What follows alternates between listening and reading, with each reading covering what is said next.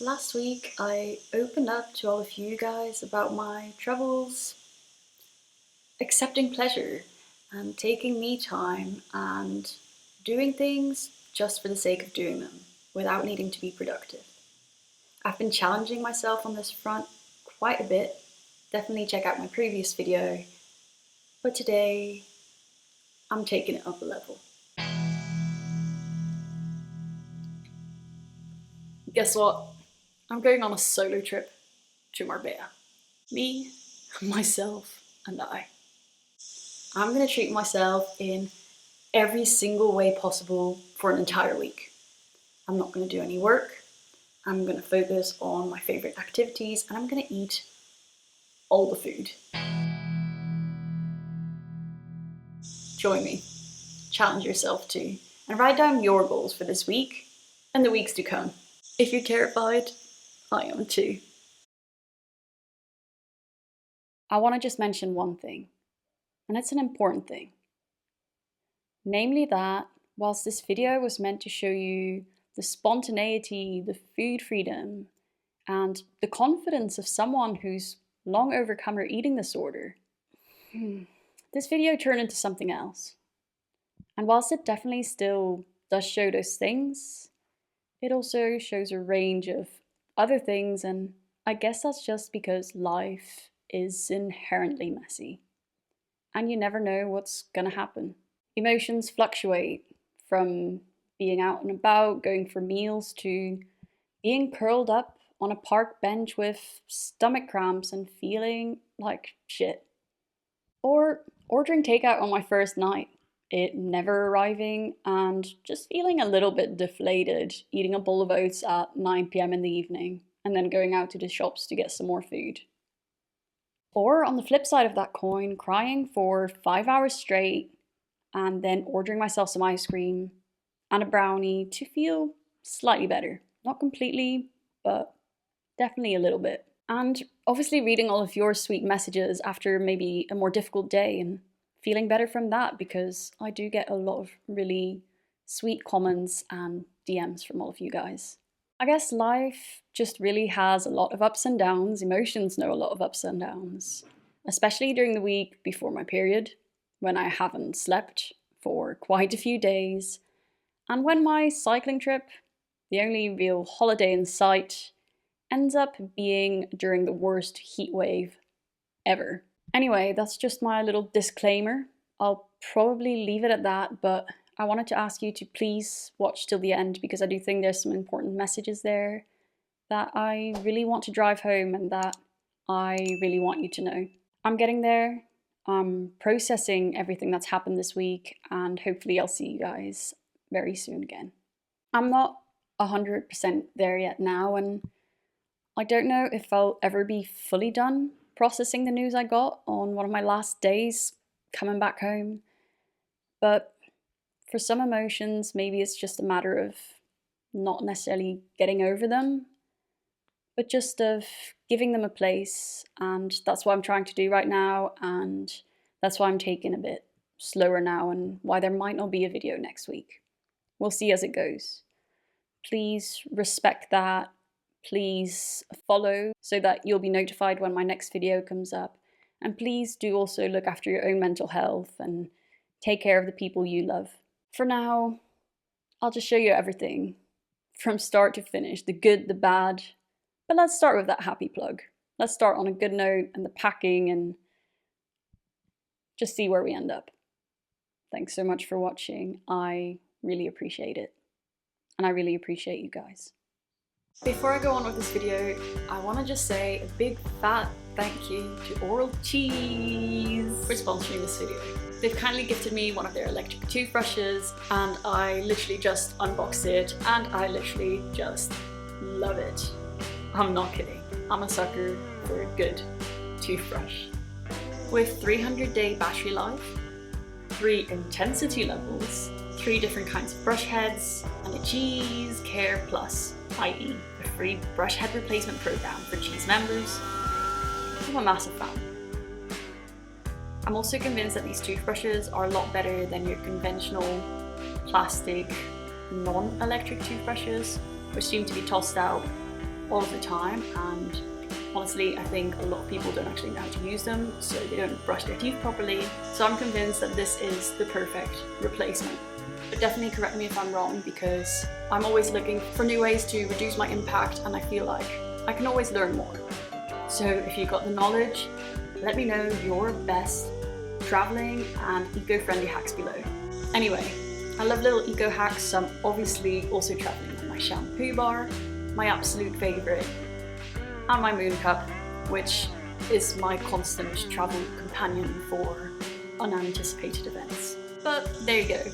Anyway, thank you so much to Oral Cheese for sponsoring this video. 15% off with my discount code, link below. Right, let's continue my packing. I'm having to be really selective with my packing because I'm realizing that if I'm doing quite a few kilometers in a day, I don't want to be carrying this monster around, and I don't want to be carrying this monster around. So I've just downloaded a lot of podcasts for my entertainment. I've obviously got Netflix, and then just some food and snacks and money and toiletries. That'll do. Why did I book this trip for myself? I booked this trip for myself because I need to learn to take care of myself. I need to learn to step outside my comfort zone once in a while. And whilst in eating disorder recovery, this stepping outside my comfort zone and challenging myself was a massive part of my self-growth. It's something I haven't quite focused as much on ever since. Let's do it.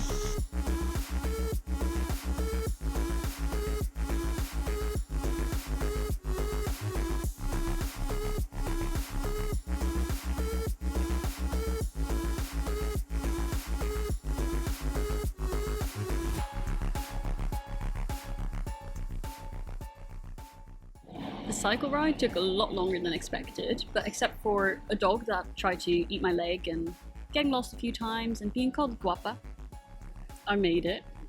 It was great. It is so hot today. I woke up at 5, had to wait until 7 for it to get light outside. And even then it was really, really hot, and normally in the morning it's not actually that hot, so I chose a horrible week to go. But we're gonna enjoy it.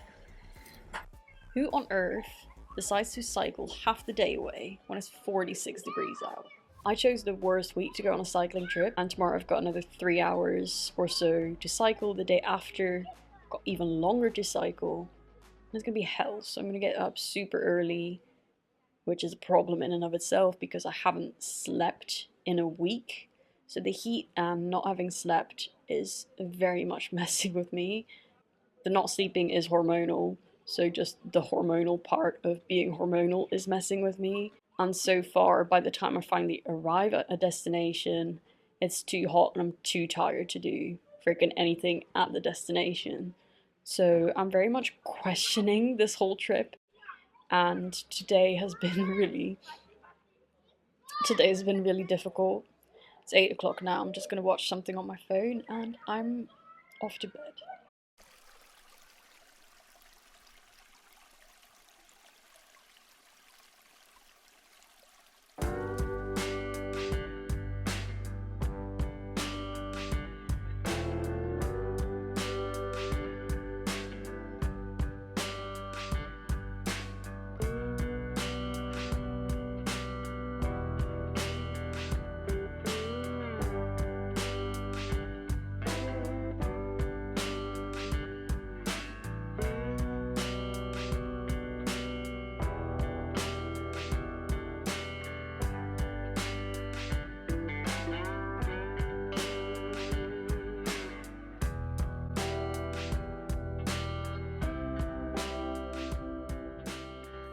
I went out to a restaurant today for lunch, and that too was a bit of a bummer because it was closed. So instead I had a meltdown just because I was feeling like I was on the verge of one anyway. And then I went to Lidl and got myself a sandwich and one of those packs, I think it's 160 grams of seitan. So I was very satiated after that. It was really hot, so I went to a park, led down in the shade and napped. Also, I had a banana in my bag all day today, and I swear it's been fried. This is what it looks like. That's actually grim.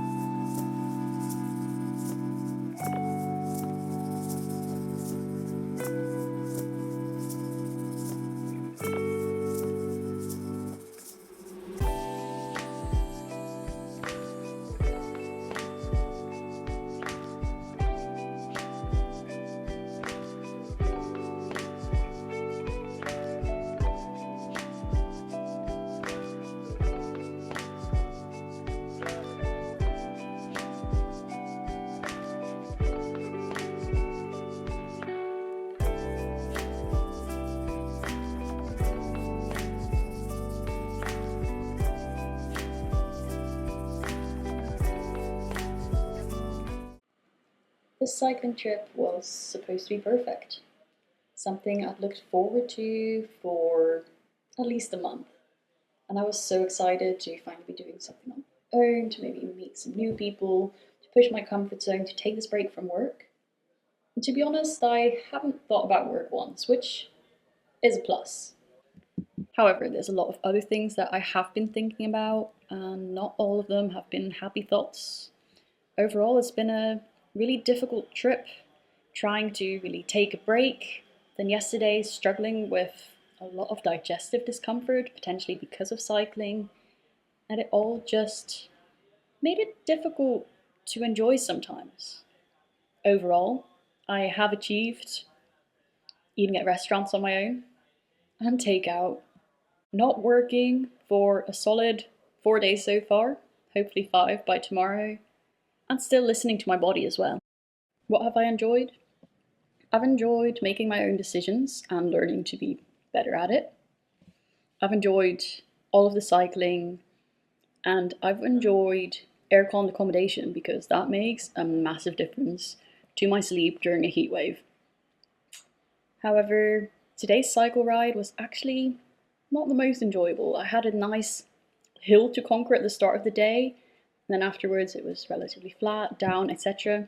The kind of cycle ride I would normally really enjoy. However, I was only gone for maybe half an hour when my dad called me with really horrible news, and I think I spent the next 4 hours of my cycle ride crying until I stopped to get some food, go to the bathroom, probably still looking like a mess, but really not caring because emotions are there to be felt.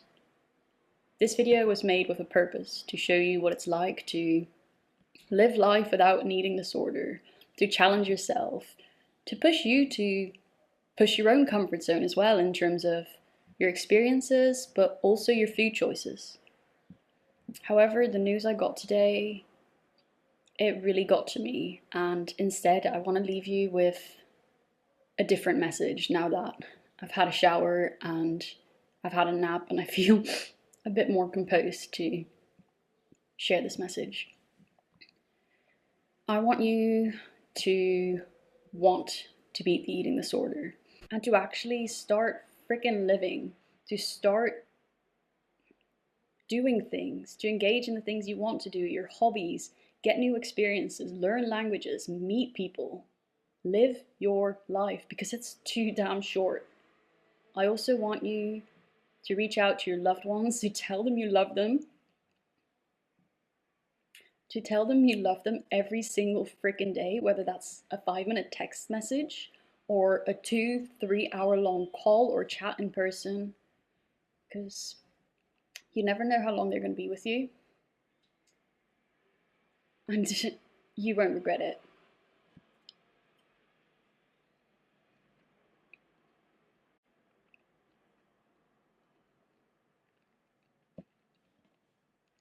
I'm going to eat my brownie, because you can't be unhappy with brownie. And then I'm going to go and get out into the real world for a bit. have an early night, and tomorrow I'm meeting Evelyn here. She's coming for lunch with me and I'm getting a ride back home from there. No more 50, 60 kilometers on the schedule tomorrow. After that news today, I have no energy left to do that. I think in this video I still portray my excitement at my first ever solo trip, making my own decisions, going to restaurants on my own, and spoiler alert, eating a lot of oats, a lot of ice cream, a lot of supermarket sandwiches, and being on my bike and really sweaty a lot of the time, but enjoying myself. I also definitely show how far I've come physically, just being able to sustain that exercise and sustain the sightseeing, which in the past I don't think I could have done. All things, I think, to look forward to in recovery. And I'm really proud of that, and I'm really proud to be able to share the ups and downs with you, even if, for example, in the cycle ride, the distance I did probably paled in comparison with the distance my sister did in the same amount of time, just living her day-to-day life. Or the fact that my speed was probably not the fastest. I got overtaken so many times, but I still did it. I did this trip, I did it for myself, and I enjoyed it for that. On my last day, I was definitely more than ready to get back, and I was super excited when Evelyn joined me for the last stretch and helped me fix my punctured tire. I think that was good timing. And maybe I am looking back at it with slightly pink tinted glasses, as you always do, but whilst it was tough, sometimes it's the tough challenges, the pushing of the comfort zone, where you grow the most, where you learn the most, where you reflect the most. And I definitely did a lot of that. So I hope you can all make the experiences that you want to experience and live your damn life. If you need help, reach out for one-to-one coaching. That's still available. I'm not sure how much I'll be on my YouTube schedule for the next few weeks, but the one-to-one is still ongoing. So if you feel like you do need some support, reach out to me and I'll see what we can do. As always, take very good care of yourselves. You deserve all the best. See you soon.